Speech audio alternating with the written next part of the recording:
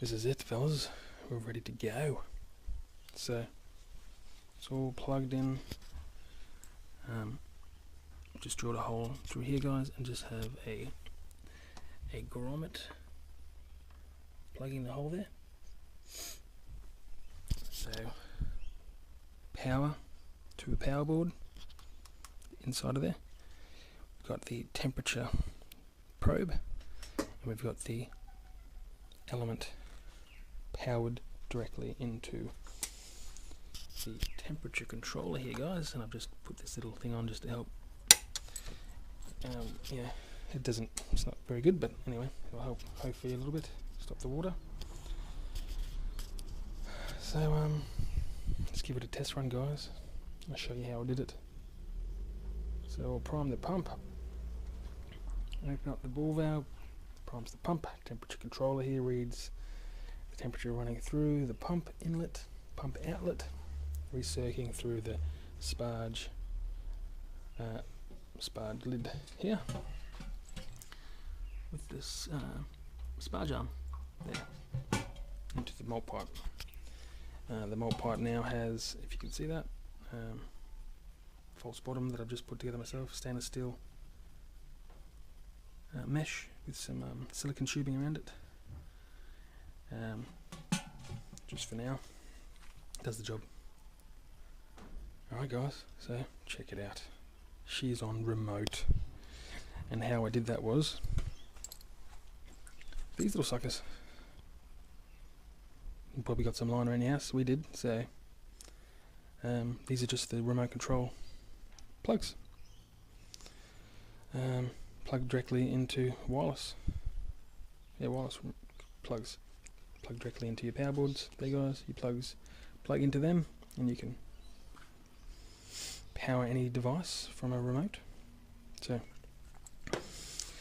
So yeah, again, power boards in here, guys. The temperature controller is now wired into one of these, into the power board, and then the pump is wired into one of these, into the power board inside of the box, which allows us to do this. So this should turn on both. There you go. So you can hear the pump, and we've got the temperature controller. Did a trial run on this, make sure there's no leaks in that, guys, so it's all good. Did a wet run outside of the box. I did a wet run inside of the box without any of this hooked up onto it to make sure there's no leaks. And no leaks there, guys. So I'm just going to push that water through. Don't get rid of any air bubbles in there. And then wind it back on the flow. And let's check out the flow, guys. So that's probably too light. Would trickle a little bit more. And there we go. We've got a nice sparge flow there. Put some in the back of this to help disperse the water or the wort as it recirculates through. Okay, guys. So again, I mean, you can wire these on the same power board and have them up to different ones here. So at the moment I've got both of them on A, so I should be able to turn both of them off. So that's off now. Both of them on together. I've got the pump wired on B separately. So I should just be able to turn the pump off now if you can listen. Pump off. Temperature controller, which is controlling the element, is still on. Turn the pump back on. Easy peasy, guys. There you go. So with one of these, or two of these, but yeah, you can have a completely wireless remote controlled brewery. Anything is, it'd be nice to be able to control this, wouldn't it? You know, to have steps in there. I do have another temperature controller that I can do steps for, but it's just too difficult at the moment. So I have heard of a new workaround from STC 1000P that you get a little power board thing. I forget what it's called off the top of my head, but that you load the firmware up to, and you can then do different sort of settings on it, program steps and stuff in there, mash steps and also firm steps, you know, if you're doing a lager or whatever. So I'm thinking about possibly upgrading to that, but at the moment, guys, this is it. You've seen charges not quite nicely. I may have to raise it up a bit, like so. Anyway, so I'll just show you quickly how it all works, guys. So that's that anyway. It's recirculating through, it's heating up, everything's working fine, it's not leaking. Fantastic. So now I'll just slow the flow, block that off from running through the pump. I'll open this up. We want the just to equalise in here if we can, get that water out of there, running through here. Which I can still see some in there, guys, so I'll just turn on the side. That should run it down to here. We should be able to squeeze most of it out. I'll close the bore valve and I'll take this off now.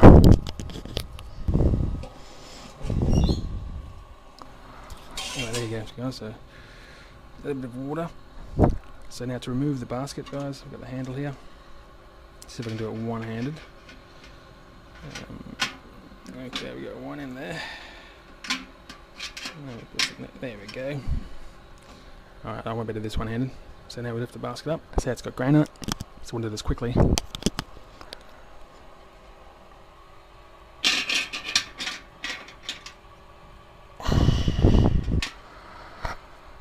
There it is, guys. That's it. I got the silicone hosing here to make sure it doesn't slip around. Maybe there's going to be a lot of weight on this basket. That's it. So we can let it drain as it heats up. We'll just plug these up too. There's holes here with some food grade silicone or food grade something. Don't want them pissing out the sides. Yeah, that's it, guys. So she all works, and then obviously it goes straight back down. The handles come off, like so. It goes back on.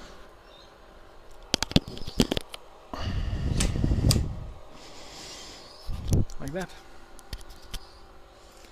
And then to get the flow going again, open up the ball valve inlet to the pump and crank her on, guys. There she goes. Get rid of any. Yep. Now we can dial that right back. And she's going like nuts, guys. There you go.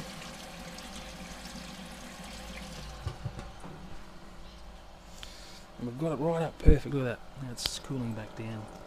Right on now. I'm going to do hopefully a test run on it very soon, guys, and something simple, so if it stuffs it, I'm not too bothered with it. It's not a waste, you know. So just some grain, maybe just do like a smash beer, smash pale ale or something simple. All right, cheers, guys. Remotes, man, remotes. Have a day. Good night. Yeah. Sleep well.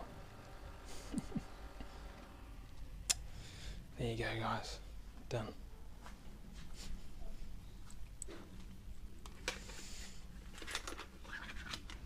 And one plug. So I can obviously plug this into an extension cord as well. So when I lift that basket up and I want to rinse the grain off, I'm just going to have a hose directly into the to the kitchen sink out the window, guys. Through a filter, and I'll just be using hot water, so straight from the sink, so probably 50-degree hot water or something like that it'll be, to rinse the grain up to my volume, pre-boil volume. Cheers, talk to you soon.